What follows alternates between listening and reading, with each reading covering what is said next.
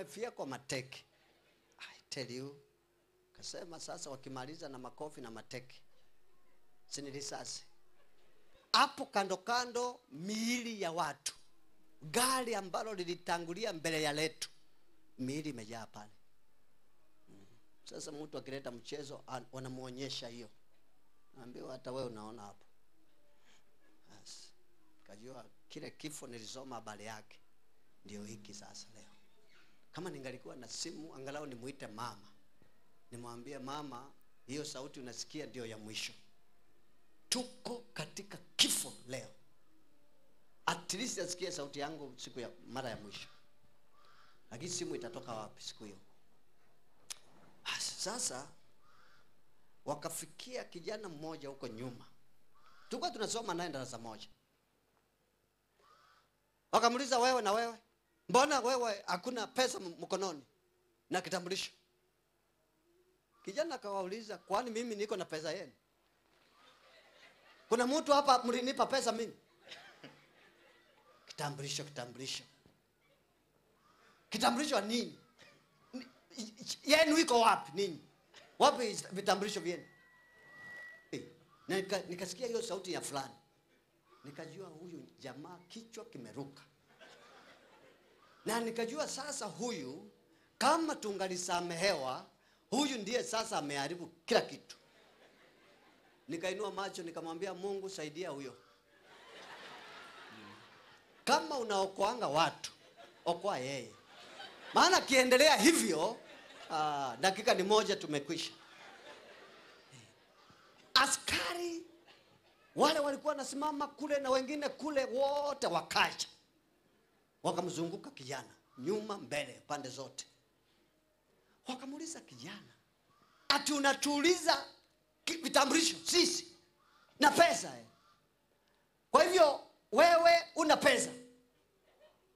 Akasema hata kama ningekuwa nayo singetoa. Kwani ninyi mnafikiri nani wewe? Wajinga tupu. Kuja kusumbua watu barabarani hapa. Sema kweli huyu. Si ninyi mlio karibu huko na yeye mumsaidie bwana. Sasa akiongeza hasira hii tumekuta wakiwa nayo, aongeze hiyo. Sasa bunduki, hakuna mtu atapigwa risasi mbili, ni zaidi ya 20 kila mmoja. Kijana amewaka moto. Akawakazia macho na akawaambia, ati maiti hapa, mnanionyesha maiti hapa barabarani. Niko hapa, kama mna risasi piga mimi. Muone mambo ambayo hamjawahi kuona. Komanda kashangaa, ni mambo gani yanaweza kutokea hapa? Wacha niwaambie watu wa Mungu wewe. Huyu Mungu tunaamini huyu. Siku hiyo ndio nikajua kumbe tunatembea tunaonekana sawa lakini hatuko sawa. Huyu kijana ni classmate wangu. Lakini kumbe ni kiumbe kingine. Komanda kamuuliza, lakini wewe, kwani ni nini unajua wewe ambayo inakufanya uzungumze namna hii? Na maiti ziko hapa. Akasema I don't care maneno ya maiti. Nimeona nyingi zaidi ya zile mmeona ninyi. Na usibabaishe mimi hapa na maneno ya risasi. Kama mnataka piga. Hata saa hii mmechelewa. Lakini yale mtaona mkiisha kupiga hamtasahau milele. Unajua hata mimi nikiwa huko mbele nikaanza kuogopa. Huyu mtu tunaweza tukafikiri mambo makubwa zaidi ni hizi risasi na ameficha mengine. Komanda akapoa kwanza. Akapoa kabisa. Na akaambia askari waachane naye kwanza ili waelewe ni kitu gani kinaendelea, kwa sababu haya mazungumzo sio bure. Akaulizwa kijana, tell us. Hivi wewe kitu gani kimekuchafua akili namna hii? Unaona maiti alafu unazungumza vile unazungumza. Kwani unafikiri ukipigwa risasi utakufa? Si utakufa tu. Akasema mimi nife. Akamwambia kumbe hata mambo nayo hamjui ninyi. Akamwambia komanda, wacha nikwambie kitu ile ujui. Mimi nilikufa miaka 2000 iliyopita.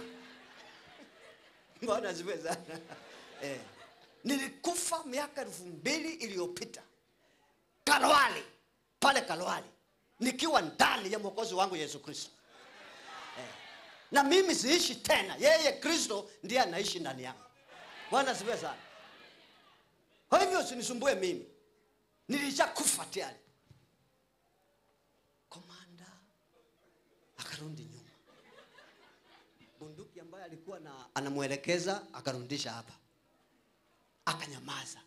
Askari wote wameshangaa na hii habari wamesikia. Komanda akarudi. Akamwambia kijana, you mean ulishakufa? Akamwambia long time nilikufa mimi. Ulisema ni miaka ngapi? 2000. Kwani saa hii unataka kusema hauko hai? Akasema mzee, si nimekwambia kama uamini, jaribu hizi rizazi zako uone mambo wewe. Komanda akamwambia baba, utusamee. Sisi tulipokuona tukafikiri uko hai. Lakini kama ulikufa tena miaka 2000, sisi hatuna shughuli na wewe. Utusamee baba, utusamee.